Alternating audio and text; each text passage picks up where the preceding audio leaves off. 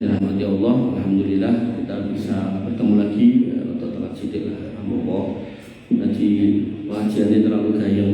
Nah, kita lanjutkan, kita sudah menyampaikan komitmen tentang apa? Ibadah, komitmen tentang apa? Dakwah. Sekarang komitmen dalam bermuamalah. Muamalah itu apa sih? Muamalah itu hubungan antara manusia dengan manusia, interaksi saya dengan kamu, kamu dengan orang tuamu, kamu dengan temanmu, kamu dengan saudaramu. Nah, Allah Subhanahu wa taala berfirman, ya ayyuhalladzina amanu aufu bil uqud. Hai orang-orang yang beriman, penuhilah akad-akadmu. Nek wis janji ditepati. Jadi kalau kamu sudah bilang aku ngutang duitmu 100, aku tak balikke minggu ngarep. Nah, seorang muslim harus menepati janjinya. Engko nek mulai aku kayak duit buahku kita jajak mie ayam, ditepati janjinya. Aufu bil uqud, penuhilah janji-janjinya, akad-akadnya. Termasuk kalau kita beli ya bayar, jangan kemudian kabur. Makanya orang muslim nggak boleh masuk apa Indomaret, Alfamart nyolong mutil, nggak boleh, haram ya, nggak boleh. Jadi akad itu berarti kamu datang ngambil ya bayar, jangan kemudian kantongi, nggak boleh. Kemudian ya, dalam Quran surat Al-Isra ayat 34, wa'aufu bil ahdi innal ahda kana mas'ula. Penuhilah janjimu karena janji itu akan dimintai pertanggungjawaban. Jadi kalau udah berjanji penuhi. Ya. Apalagi apa? Kadang di sekolah-sekolah SMA, MTS, sosok nek lulusan itu kan ikrar alumni kami, alumni MTS atau SMA sekian berjanji menjalankan sholat 5 waktu atau sholat, ya harus sholat ya. Itu tak rasa berjanji. Sebenarnya itu tidak perlu diperjanjikan, itu sudah perjanjian kita dengan Allah Subhanahu Wa Taala. Kemudian orang yang memenuhi janji itu termasuk ketakwaan. Jadi orang Muslim itu diindikasikan dia memenuhi omongannya, dan laki-laki khususnya itu adalah seorang yang bisa dipegang omongannya. Jadi wong lanang itu bisa cekel omongane yo ora aja mencela-mencela. Nek mencela-mencela itu kurang gentle, ndak lanang gitu. Atau kelanangannya dipertanyakan, iki lanang tenan ora gitu. Allah berfirman pada Quran surat At-Taubah ayat 4, fa'timmu ilaihim ahdahum ila muddatihim. Penuhilah perjanjian itu sampai batas waktunya. Ya udah janji tak bayar seminggu penuhi. Aku janji mau ketemu kan yang ngono arani gitu. Ya. Kemudian innallaha yuhibbul muttaqin. Allah mencintai orang bertakwa. Berarti seorang muslim yang memenuhi janji itu orang bertakwa, dan surga diwariskan hanya untuk orang bertakwa. Kasare nek kowe mlebu surga dadi wong takwa, salah satu cirine memenuhi janji. Ngoten. Sinau yo nduk, nggih, tenan lho, nggih, janji.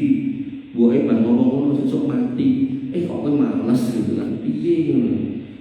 Ya, padahal itu sudah janji terakhirmu pada manusia terbaik di muka bumi setelah Allah dan Rasulnya tentunya, yaitu wong tuamu, dalam hal ini mbokmu.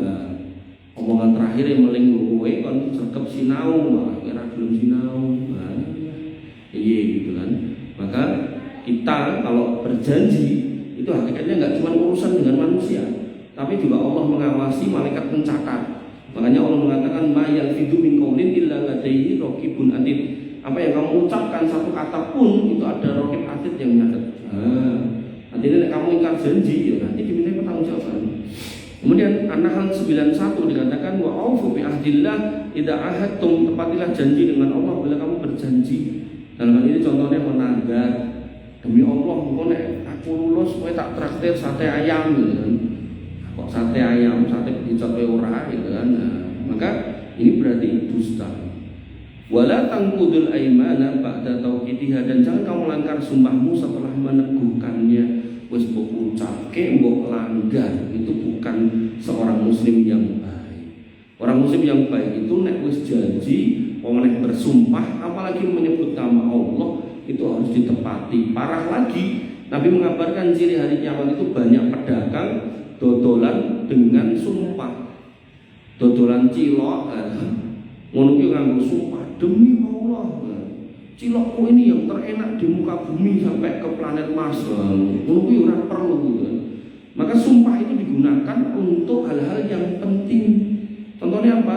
Misal orang yang didatangkan sebagai saksi di pengadilan disumpah, atau misal kamu jadi lurah atau jadi camat atau jadi bupati disumpah gitu. Tapi nek mau dodolan cilok, mau urusan-urusan sepele lah, remeh-temeh, maka tidak usah pakai sumpah-sumpahan. Ini bidin azani Allah wa iyyakum.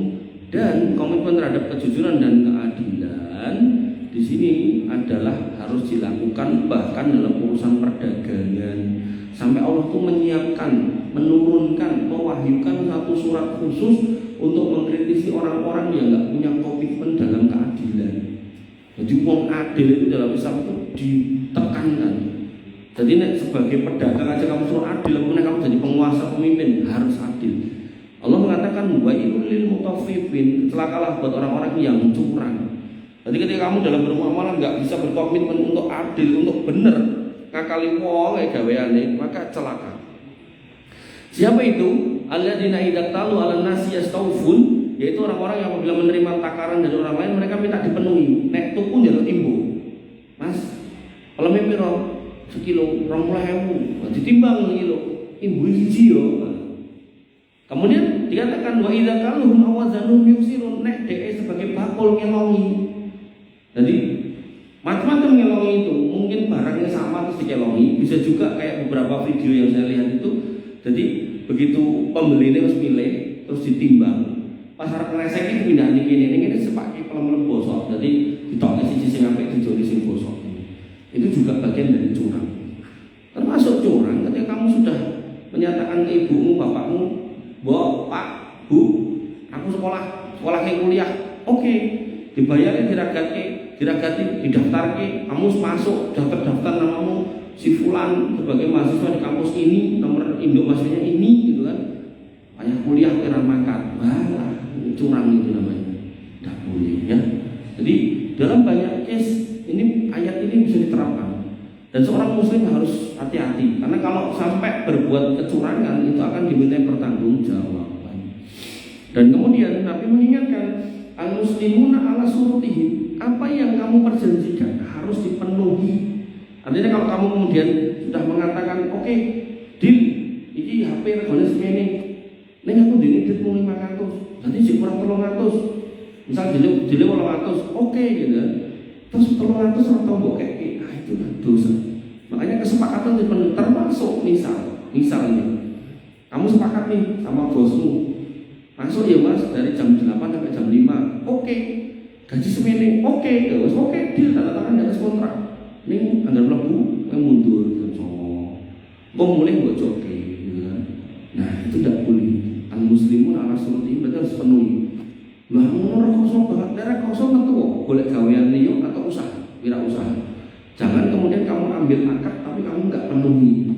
Itu nanti kalau ngomong kerjaan, ngomongin rumah tangga juga sama. Begitu kamu laki-laki nih, cah lanang-lanang ini gitu kan. Wis tetap tok.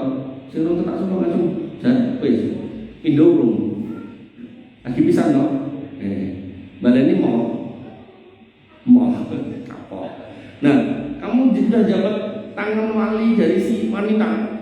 Saya terima nikahnya Fulan binti Fulan dengan mas kalian sekian.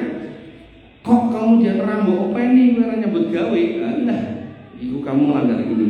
Al-muslimun ala seperti begitu kamu sudah jabat tangan walinya, berarti kamu sudah nyagui untuk openi jagani anaknya mertuamu itu. Sampai kapan? Ya sampai kamu masih terikat dalam ikatan pernikahan. Jadi wong lanang ora gelem kerja ya dosa. Begitu pula ketika istrinya diganggu kok kamu bukannya nulung malah melayu, nah, itu ya dosa. Gitu. Makanya seorang laki-laki apapun yang terjadi mau gak mau ya tetap harus jadi tulang punggung dan bahkan benteng hidup buat keluarganya. Itulah hakikat laki-laki. Dari omongannya bisa dipegang, dari sikapnya bisa diandalkan, dari usahanya bisa dijaga. Nah itulah wong lanang. Makanya saya selalu ulang-ulang pentingnya kamu itu menghayati kehadiranmu di muka bumi ini sebagai anak simbokmu, sebagai laki-laki di keluargamu, dan nanti juga akan sebagai kepala rumah tangga di rumah tanggamu. Kamu harus harus membayangkan bagaimana kemudian kamu punya beban sedemikian berat, dan di situ kamu jangan lari, tapi kamu harus mempersiapkan diri. Nek memang kamu punya peluang sekolah usah dulu-dulu. Nek ra duwe peluang sekolah, maka wira usaha sak hebat-hebate. Nek kuwi ora duwe, kuwi kerja sak apik-apike. Ngono. Jadi orang itu selalu profesional di bidangnya. Jadi nek jadi karyawan ya jadi karyawan sing meniti karir di dunianya situ. Nek jadi seorang entrepreneur yang tahan banting, lagi dodolan kodanan sesuk kapok itu lanang opo gitu. Nek wong ngono iki pamit karo mboke Pak meh bisnis usaha. Dodol opo le bakso gawe gerobak nek duit lagi nyurung kesel mulih. Ora sido kesel ternyata nyurung gerobak gitu. Nah, jangan seperti itu. Jadi laki-laki itu nek jatuh bangun, nek perlu pas jatuh kebelekan gendeng tetap bangun gitu. Jadi jangan sampai kemudian menyerah. Ya, al-muslimun ala surutihim. Kemudian Nabi mengabarkan ciri orang-orang munafik. Jadi nanti neraka itu jumlahan gitu. Nanti isi orang yang kekal di situ orang kafir, orang musyrik, orang munafik. Munafik ini sih paling misoh. Dulu saya nggak tahu apakah orang kafir atau orang musyrik, tapi yang munafik paling misoh. Itu jelasnya ayatnya. Nah, Nabi menyebutkan ciri orang munafik. Artinya orang itu akan OTW jadi munafik kalau punya ciri-ciri, yaitu idah hadasa kadzaba, nek ngomong ngapusi. Wa idza wa'ada akhlafa, nek janji mengingkari. Wa idza tumina khona, nek kemudian dikasih amanat dia khianat. Makanya ketika kamu sebagai seorang laki-laki pastikan nek kamu janji ditepati, nek ngomong sing bener, kemudian nek dikasih amanah dirampungke. Bro, nitip iki yo apa? Iki lho panganan iki turun terno ning gone si fulan. Mbok terke ning garis setengah gitu. Itu enggak bener itu. Makanya Nabi Muhammad SAW sebelum menjadi Rasul, beliau itu orang yang sering dititipi oleh orang Quraisy ketika mau dagang ke Syam. Dan apa yang dititipkan kepada beliau SAW itu tidak pernah dicuil, tidak pernah. Sehingga beliau dikenal dengan sebutan Al-Amin. Makanya beliau itu di Quraisy itu tidak pernah dicela soal urusan akhlak, tidak pernah. Bayangno, misal saya ngajar di sini, ini saya di kampung bapak saya terkenal penipu, tukang ngapusi, tukang gedabus.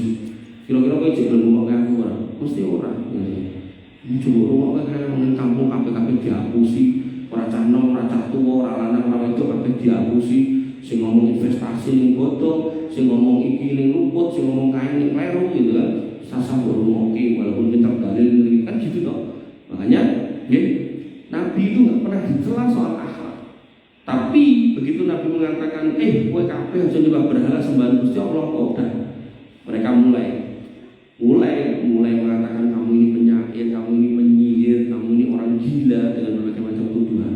Tapi padahal akhlak beliau itu yang terbaik pada zamannya.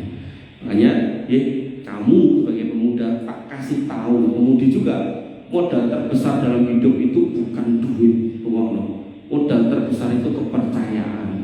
Begitu kamu sudah nggak bisa dipercaya, duitmu sak piro-piro ora enek wong gelem nyedak. Tenang, sing nyedak itu paling benalu karo penyakit-penyakit yang ada di kamu. Benalu itu berarti orang yang mau datang nyari keuntungan, dia pun tak ditinggal. Nah, tapi kalau kamu punya kepercayaan, orang yang punya duit akan datang kepada kamu. Mas, aku percaya karo kowe nek ora bakal ngapusi aku. Saiki kowe duwe konsep bisnis apa? Nyo, iki duit 3,5 miliar gonen usaha. Nah, kok percaya kalian lo? Ya percaya aku mengamati kamu dari jauh, gak pernah ngapusi, gak pernah opo, gitu. Makanya nanti ya orang-orang yang dipercaya itu banyak peluang yang datang. Tapi penipu-penipu dia jatuh bangun mati-matian mencari orang yang mau ditipu. Tapi karena orang udah banyak tahu, dia nggak bisa lagi menipu untuk yang kesekian kalinya. Nah, apa sih adalah ada orang-orang yang tidak mengambil pelajaran akhirnya ketipu meneh. Makanya kasus investasi bodong itu aku nonton TV itu berkali-kali tapi yang sedih. Iki wong iki kowe nggak delok sing video saya nek muncul meneh. Sing ginseng mas sing opo macam-macam sing nandur kurma, sing nandur duren, sing kebun duren, sing kemudian perumahan bodong kabeh, sing operasi syariah sing Karanganyar terima dina jeblok 35 miliar ya. Nah, maka banyak yang kayak gitu-gitu, makanya hati-hati. Nah, kemudian salah satu bentuk amanah, salah satu bentuk komitmen dalam muamalah hitungannya itu ada angkanya dan ada pertanggungjawabannya. Tulis. Ojo mung percaya ngono, karena hari ini boleh wong percaya itu angel. Bisnis saya di Solo sekitarnya itu hampir bisa dipastikan nggak ada yang jalan. Dan saya mungkin habis 1 miliar lebih gitu. Karena apa? Saya itu butuh orang yang bisa percaya dan profesional. Saya pun nemu profesional yang bisa percaya, bisa percaya yang orang profesional. Itu yang paling susah nyari orang. Makanya, Allah mengingatkan, ya ayyuhalladzina amanu idza tadayantum bidainin ila ajalin musamma faktubu. Orang yang beriman, kalau kamu memberikan pinjaman sampai pada waktu tertentu dan di waktu itu dia harus bayar, maka tulis. Dibikin perjanjian, tulis di atas kertas. Artinya ini angka-angka gede gitu loh. Misal kamu membeli motor orang, kamu udah DP 5 juta, cuma percaya jangan kwitansi, tulis di atas kertas. Barangkali salah. Mungkin akan dibatini. Kita wong soleh tapi ini urusan duit mungkin di lain cerita gitu. Makanya itu perlu kamu pahami. Nek wong ketok soleh wae harus hati-hati, apa meneh sing gak ketok soleh ora tau salat misalnya itu tambah harus hati-hati. Jangan dibalik-balik. Ketemu wong ketok soleh malah hati-hati nih pol, ketemu karo wong ora tau salat malah biasa-biasa saja. Salah ya. Dengan harus paham kalau kemudian orang yang jauh dari Allah itu lebih berpotensi untuk menipu lebih besar. Nah, kemudian berikutnya komitmen juga kita harus menjaga ukhuwah dalam muamalah. Jadi ketika kamu sudah punya teman dekat, jangan sampai bubar hubungan ini gara-gara itu omongan mereka tercekal. Makanya banyak kasus persaudaraan itu rusak, kakak sama adik itu kerah, kemudian mungkin anak sama ibu itu kerah. Kenapa? Karena salah satu dari dua orang itu tidak bisa kemudian memegang omongan. Misal si adik nilai yang masih tapi balik ke, atau kemudian sing masih hak adik itu jiko, akhirnya padu padahal itu masih bapak sak ibu. Dan itu contoh kayak gitu banyak. Makanya kalau kemudian kita paham benar innamal mu'minuna ikhwatun, orang-orang beriman itu bersaudara, maka kita nggak akan mungkin mau merusak persaudaraan itu karena Allah sudah persaudarakan. Makanya ini sudah ketemu kayak gini, jangan pernah kamu punya pikiran gandeng kamu kenal ngomong kayak tak hapusi di sama. Makanya ada ustaz itu sampai gede banget, terus yang dihapusi orang musisi Poloro, jamaah asing ribuan itu dihapusi. On investasi Paytrend, on investasi Jabal Nur, on investasi hotel apa meneh gitu kan, sampai ngumpul bermiliar-miliar, begitu dong ngumpul duitnya mikirnya bakal netes bluk. Padahal ngomongnya Paytrend itu valuasinya sampai 10 triliun, sudah ditawar orang sampai 10 triliun. Saiki sing bayari 1 juta rene gitu. Makanya izu mantasa waktu dilu mantasa biadikal khair. Allah itu mudah kalau menaikkan orang, mudah kalau menjatuhkan orang. Maka cara terbaik dalam kamu menjalani hidup ke depan itu pastikan modalmu itu bisa dipercaya, bukan hasil tipu-tipu atau memperdaya orang. Jangan. Makanya nanti dalam bisnis kamu nak pengen sukses, pertama kamu harus dikenal. Makin banyak kamu dikenal orang, peluang kamu sukses itu besar. Kemudian setelah kamu dikenal, pastikan kamu dikenalnya baik. Nek kamu dikenal nih elek yo, tetap peluangmu cilik meneh. Ojo kae wong elek no. Jadi dikenal nih baik. Nah kemudian setelah baik di atasnya kamu dikenal baik dan berhasil. Oke, usaha ini berhasil. Mesti orang akan nyari kamu. Kowe butuh modal piro? Tak scale tak usahamu sing mau jalan ke. Kowe butuh modal piro? Tak buka ke lah usaha itu cekelen. Banyak kayak gitu. Saya ketemu orang-orang yang jujur itu sampai orang datang di gudang gasku ini cekelen, ini perusahaanku cekelen. Padahal dia kuliah gak lulus. Tapi kepercayaan luar biasa dia jaga. Sampai kemudian di serupiah daerah wani luwil gitu. Makanya ini yang menjadi pelajaran yang kamu dapatkan di sini, kamu dapatkan di bangku sekolah. Enggak. Karena bangku sekolah itu umumnya ya, kowe kudu pintar, kudu sugih. Soal kowe sugih nabrak iki nabrak kuwi, pikir keri kan gitu. Makanya kamu lihat toh pejabat-pejabat itu pakai baju rompi, korupsi yang warna merah, yang warna oranye, jadi pesakitan, nyumpet duit, sak pirang-pirang dadeke bantal, dadeke kasur, enek sak kamar duit kabeh totalnya 1 triliun, kan tetep berita ngono. Makanya, wanita azan ya Allah wa yakum, jangan sampai ya kamu punya kumpulan, punya forum, punya komunitas ini malah kamu tipu, jangan ada boleh. Alhamdulillah. Kemudian Al-Baqarah 177 Allah menyebutkan orang-orang yang menepati janji itu ciri orang beriman. Allah berfirman wal mufuna bi ahdihim idza ahadu. Orang beriman itu kalau berjanji ditepati. Wes, sesimpel itu. Nek kamu nggak bisa menepati janji, jangan pernah berjanji. Apa nek calanan gini, nek cawe itu egane digabrus. Kowe nek gelem apa aku dadi yang akan kepetikan bintang-bintang di langit. Ngono ku sing wedok yo percaya gitu kan. Dihapusi ngono percaya.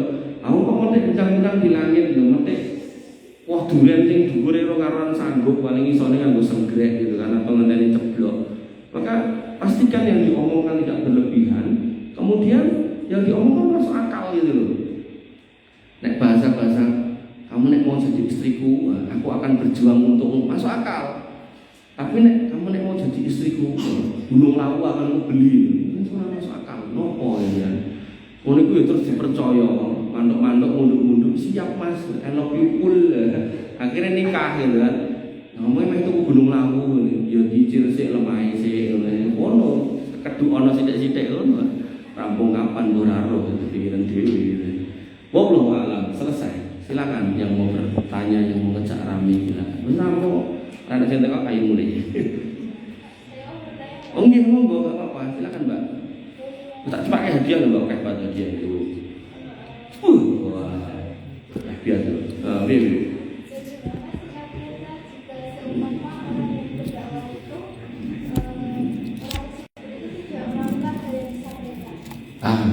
Ya, bagus. Pertanyaan bagus. Jadi itu sudah difirmankan oleh Allah Subhanahu wa taala. Dirungokke bro, tekok aneh apik lho. Ini juga komitmen ngomong ning ra dilakoni, iso nyeramahi ning ra dilakoni. Apa yo jujuran apa? Ditku sithik lho cahku. Pamer dit pangemunan. Rungokke, ditekoki lho. Bagaimana dengan orang yang enggak komitmen dengan omongannya, iso ngajari apik ning ra dilakoni? Allah berfirman bahwasanya kabur maqtan indallahi an taqulu ma la taf'alun. Sungguh besar murka Allah buat kalian yang ngomong enggak dilakoni.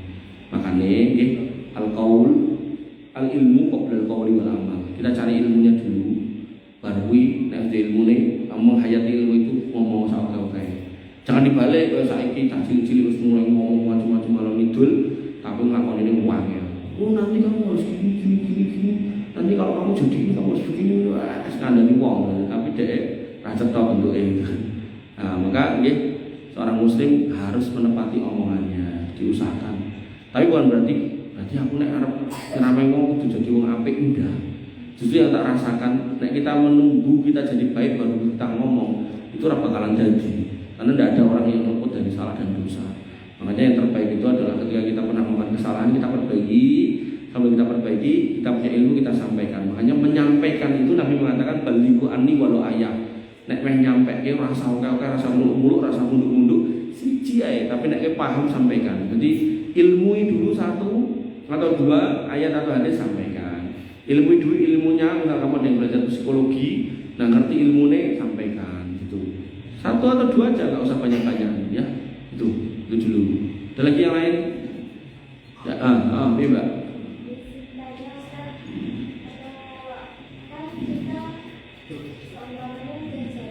Janji.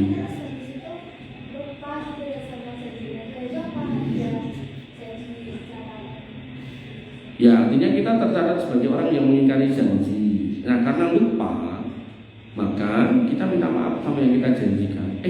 Maaf yo aku lali gitu kan.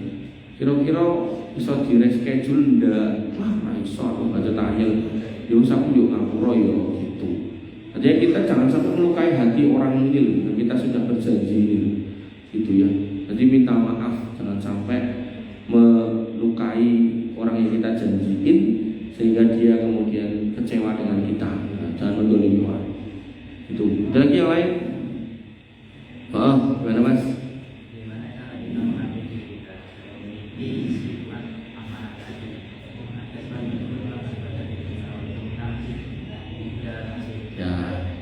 Siap. Jadi ketika kita memahami, yang saya selalu bayangkan itu, kalau kita memahami bahwa setiap yang kita lakukan itu dimintai pertanggungjawaban. Nabi mengatakan, kulukum ra'in wa kulukum mas'ulun an ra'iyatihi. Kamu semua itu pemimpin dan akan dimintai pertanggungjawaban atas apa yang ada di bawah yang kamu pimpin. Berarti kan apa yang diamanahkan kamu. Maka di situ kita kalau kembali ke ayat Wa may ya'mal mithqala dzarratin khairan yarah wa may ya'mal mithqala dzarratin syarran yarah. Bahkan urusan cilik pun kita akan ditanya. Maka dari situ kita tuh berpikir kita nggak mau menyusahkan awake dhewe kita sendiri ning akhirat. Maka caranya apa? Ya apa yang kemudian diamanahkan ke kita jalankan dengan baik. Karena kalau itu udah nggak amanah, nanti ditanya di akhirat. Makanya kalau kita hari ini masih sebagai anak, amanahnya anak itu apa? Nah, memang tugas kita dari orang tua apa itu sinau. Aku pernah dulu waktu masih mahasiswa itu dodolan. Sama ibu saya nggak boleh. Kue sinau baik. Nah dari situ berarti saya suruh sinau. Ya sudah itu sinau. Nanti kalau kamu udah nikah, amanahnya kok kamu dititipi anak yang mertua suruh ngapain ini? Nanti kamu kerja. Maka setiap siklus kehidupan itu punya ceritanya, punya perannya masing-masing. Nah disitulah kamu memperjuangkan amanah itu dengan membayangkan. Nek nganti luput nanti nek akhirat itu dipertanggungjawabkan. Itu nek saya selalu membayangkan itu. Bahkan misal aku kayak duit trajektor itu Mas Bukoy.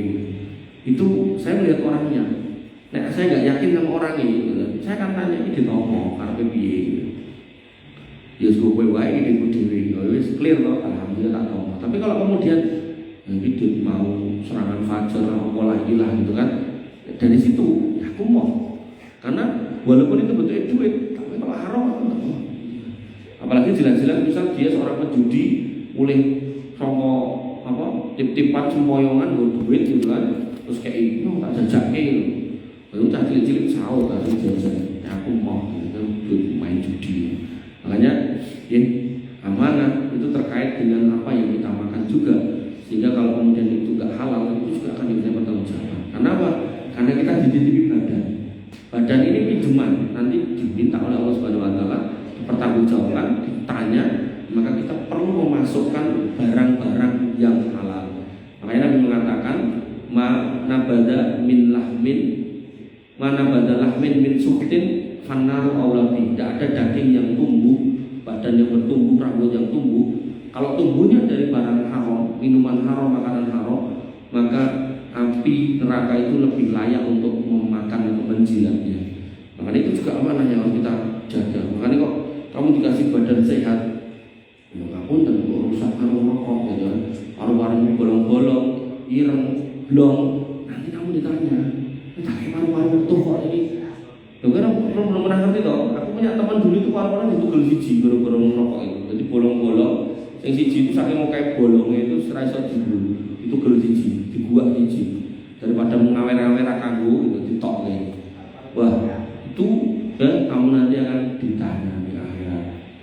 Ya kowe kuwi lho. Kowe ngerokok toh? Boten siji. Saiki boten. Ya ini masukan nih, artinya dengan pertimbangan lah. Ya termasuk misal kamu minuman keras, naudzubillah. Jadi itu nanti akan semua dipertanggungjawabkan. Oke. Yang lain, kamu nanya enggak? Enggak ada pertanyaan. Oke. Oh, gimana Mbak ketutupan jam pikir fajar? BW.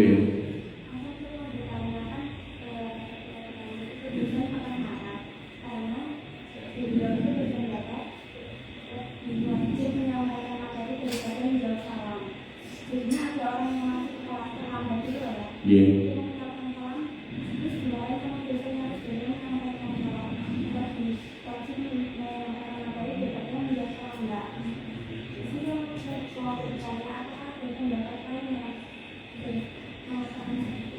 Tidak ya, cuma dosen gue yang aneh.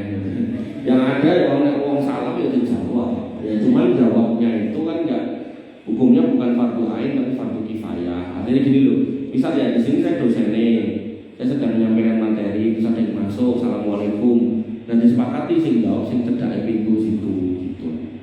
Itu lebih aman. Jawab ngono ya dosennya rasa tahu. Makanya kadang tuh saya gergetan itu dosen-dosen di kampus yang katanya Islam atau Islami bahkan ngajarnya PAI tapi malah nggak paham hukum kayak gitu kan misalnya mahasiswa nih nanti itu terus otomatis sing temenan bukan yang di papan yang ditulis sama dosennya tapi omongan itu terus nanti dia ngajar dari guru agama di sekolah-sekolah itu disampaikan cuma jadi jawab salahmu. Pertanyaannya saya ini sing mlebu wali kota Solo dijawab rasa apa? Jawab lah, rawanin jawab malah ditulis rekomendasi tolong dipecat dosennya. Artinya itu nggak benar ya kayak gitu ya. Jadi itulah potret sebagian guru-guru atau dosen-dosen agama yang harusnya belajar lagi agama gitu ya. Dan jangan ditiru lah, nggak bagus itu. Jadi nek kamu duduk sebelahnya ya salah. Dan saya ini loh, kayak ini podo-podo ngono kan sosok kan misal salah, kamu ya duduk-duduk lo nuwun permisi Pak ngono to. Podo wae to. Artinya kan daripada ngono misal Assalamualaikum Pak itu juga luwih apik to. Luwih berpahala gitu. Yang intinya sama-sama pamit, sama-sama minta izin masuk gitu. Sama-sama ada ucapan gitu. Artinya ucapan yang tadi itu saya rasa lebih baik salam itu daripada ucapan-ucapan yang lain gitu. Oke, ada lagi? Ada? Gak ada? Apa? Kalau saya ciri-ciri orang yang dapat diterima, oke, dia mengalami perubahan yang baik.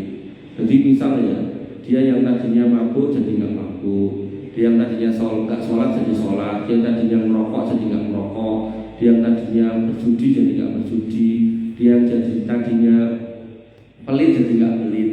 Makanya dalam bab amal diterima, nggak cuma tobat diterima, amal diterima.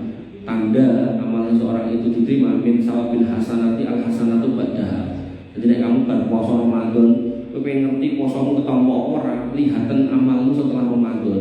Nek kamu pas Ramadan dan tarawih bar Ramadan itu kamu masih sholat malam apa enggak raketan 2 rakaat atau 1. Nek blas hati-hati posomu mungkin ada ketompo. Nek pas Ramadan kamu maca Quran rajin sehari sejuz, bar Ramadan raketan 10 ayat atau 5 ayat waca ora, nek ora blas hati-hati Ramadan sia-sia. Nek kemudian kamu pas Ramadan rajin sedekah atau bantu orang tua, kamu bar Ramadan ini kira-kira piye? Kalau orang tua kok tambah melunjak, nah hati-hati puasamu rusak. Makanya tanda kebaikan amal seseorang setelah dia beramal ya setelahnya. Haji juga gitu. Nabi mengatakan al-hajjul mabrur laisa lahu jazaa illa jannah. Haji mabrur itu tidak ada ganjaran kecuali surga. Saat dulu haji pelit baru nggak kaji tambah pelit, itu ya kaji ini orang mabrur. Saat dulu kaji apa seneng main judi, baru nggak kaji orang leren, ya itu tidak akan kemudian mendatangkan kebaikan buat yang bersangkutan. Jadi yang terbaik dalam Islam itu adalah ada perbaikan setelah masa lalunya kelam berlalu itu. Termasuk ya, misal ada seorang yang saya sering contohkan dalam dunia pernikahan itu kan kadang gini loh, ada laki-laki yang pengen menikahi wanita baik-baik, tapi wanita baik-baik gak ada yang mau. Mungkin karena dia pas tobat itu awalnya juga tobat tato, rupanya jadi rupa-rupa gali, tapi dia tobat. Terus cari wanita baik-baik gak ada yang mau. Akhirnya dia mencari wanita yang gak baik, diajak tobat. Ketemulah sama PSK, kemudian diajak tobat, Pak tobat yuk. Nah terus Mbak ini ngomong, ya ora apa-apa Mas, aku yo gelem tobat. Ning enek syaratnya, aku mendungi untuk 1,5 juta kowe iso nyediani ora. Lah nek bahasane gitu, berarti dia enggak tobat.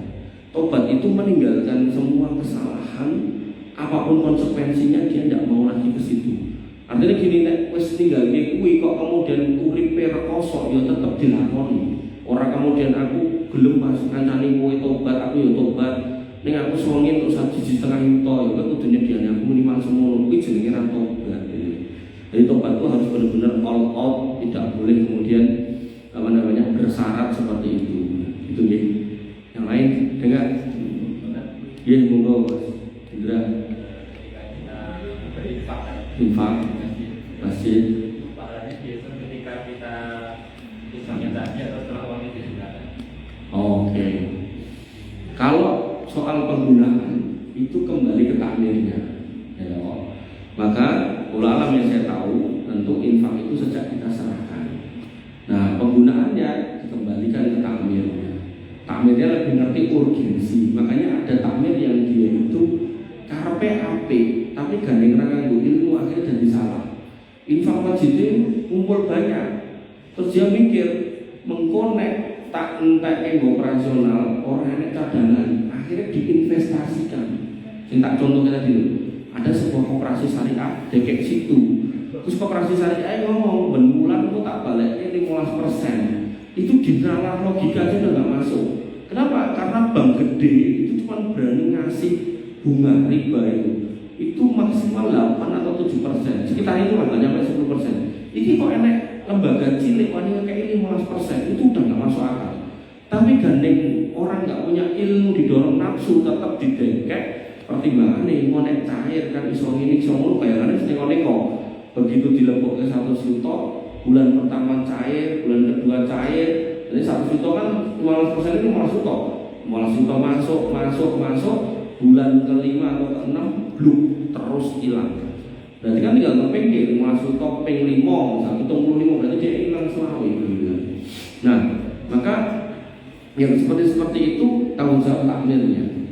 Nah, adapun orang yang sedekah nggak ada kaitan dengan itu dan dia begitu memasukkan, insya Allah dapat pahala, sudah aman. Ada lagi? Monggo.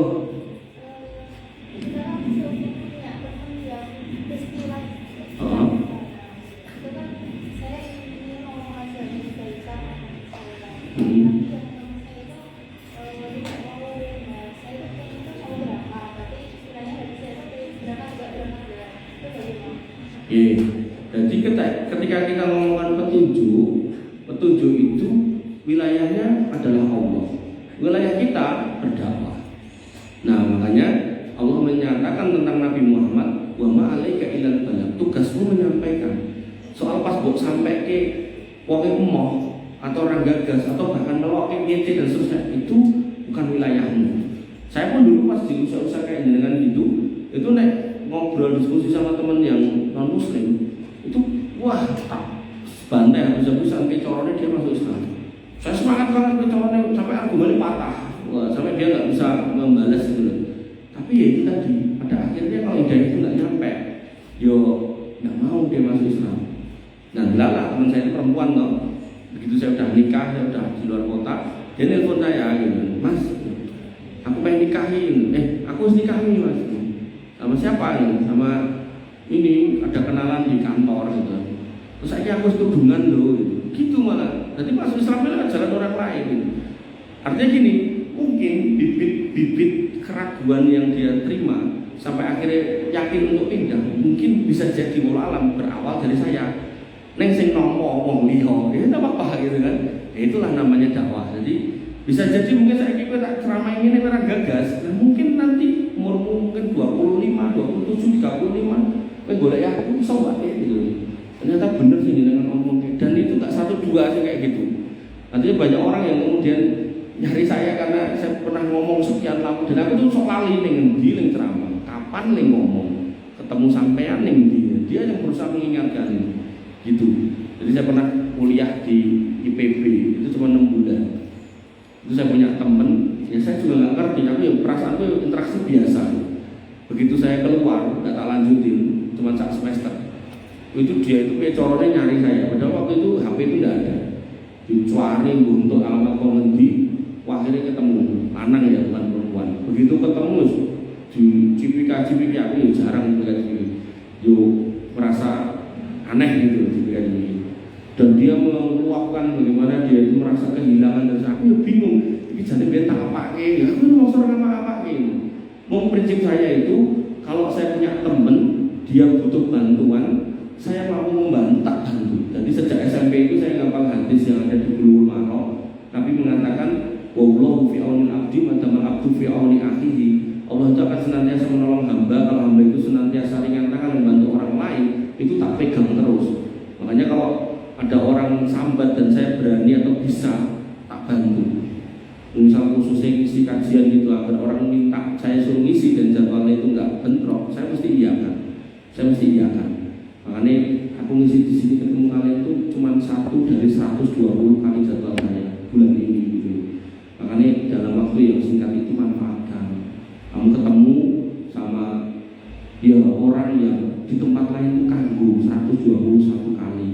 Ketemu aku pisan rame dewe, usrak dewe, ngomong dewe gitu kan. Apa yang kamu dapatkan keberkahan majelis, apa yang kamu harapkan?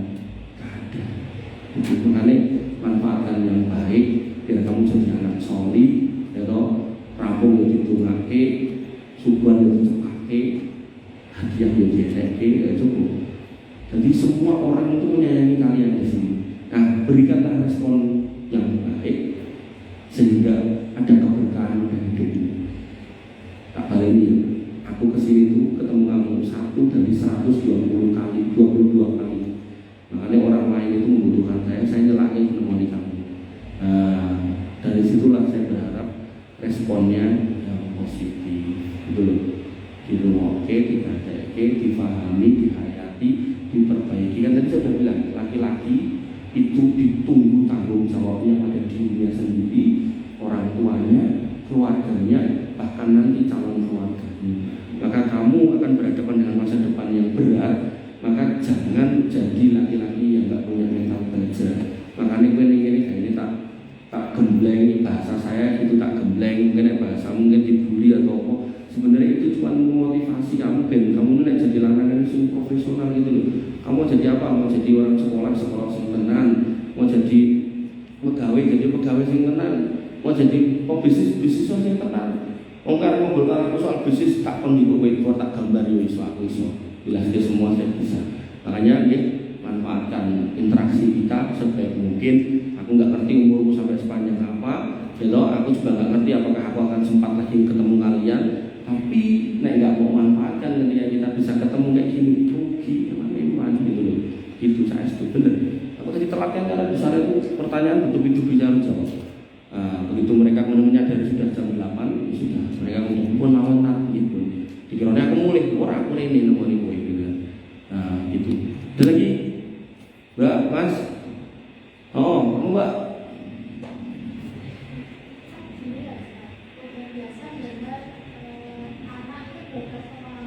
Anak durhaka orang tua?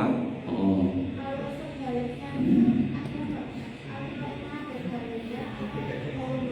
Ya, jadi kalau orang tua mendolimi anak ada, tapi anak tidak boleh membalas kedoliman orang tua. Makanya dalam sebuah riwayat di kitab Adabul Mufrad, ada seorang anak yang dikasih tahu orang tua kalau masih hidup itu pintu surganya masih terbuka 2, mati satu berarti tinggal 1, ya toh. Nah, anak itu protes, wa indolamahu, kan disuruh berbakti sama orang tuanya karena pintu surga tadi. Anak itu protes, gimana kalau orang tua itu mendolimi anak ini? Kemudian dijawab, wa indolamahu, walaupun orang tua itu dolim, anak nggak boleh balas. Gitu. Makanya dalam bab bakti sama orang tua, Allah mengatakan wa qadara rabbuka alla ta'budu illa iyyah wa bil walidaini ihsana. Kamu itu diwajibkan menyembah Allah saja dan sama orang tua berbuat ihsan. Ihsan itu berbuat baik yang tidak ada hitung-hitungannya. Artinya sebagai anak misalnya ngomong, "Mbok, tak tukokke lengo goreng itu susuke tak pek." Itu namanya masih dontinuku jasa sama orang tua. Harusnya los wae. Soal kemudian nanti habis kamu belikan susunya PN, alhamdulillah. Nek orang itu tidak ada masalah gitu. Lalu jangan begitu bahwa masuk orang itu boleh, tapi nek setiap kamu disuruh kamu minta, nah ini berarti kan kamu sedang menjual-belikan jasa yang kamu lakukan untuk orang tua, itu sebuah kejelekan. Jadi orang atau anak itu kepada orang tua itu jangan hitungan, karena orang tua sama kita tidak pernah hitungan. Nek nanti orang tua hitungan, misal sekali nyawii kon bayar 10.000, bangkrut kita. Orang tua kita nyawi kita itu minimal itu shopping 500 ke 10.000 biro bisa 5 juta. Urung meneh konek Sony sak tetes jaluk 5.000 lah. Pirang liter wae ombe. Urung meneh konek gendong sak tetes keringet tua untuk 5.000 biro wae. Makanya kasih orang tua kepada anak itu tidak ada tepinya, tapi kasih sayang anak kepada orang tua itu banyak tepinya, banyak batasannya. Kemudian nek tahanan itu sudah nikah, itu biasanya wedi karo bojone tinimbang karo mboke, luwih moyak senenge atau cinta istrinya daripada orang tuanya. Nah, kamu sebagai wanita yang di belakang, nek kamu punya suami, jangan ajarkan atau jangan biarkan suamimu itu durhaka sama ibunya. Nek itu kok biarkan anakmu delok itu, maka tinggal tunggu waktu anakmu akan niru sehingga durhaka sama kamu sebagai ibunya. Itu sebuah siklus bagaimana kemudian parenting itu bukan soal menyampaikan tok, tapi soal melihat. Dan anak sekarang itu lebih senang melihat daripada diomongi. Terus rasa kayak ngomong, "Mbok, aku ngerti kok, bapakku biyen kurang ajar karo bapake dengan sing ngongkon."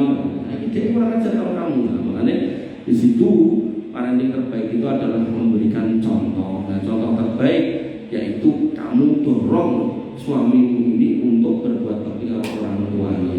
Makanya saya secara pribadi itu berbuat terbaik buat mertua saya. Istri saya nggak pernah ngalangi saya berbuat baik sama ibu saya.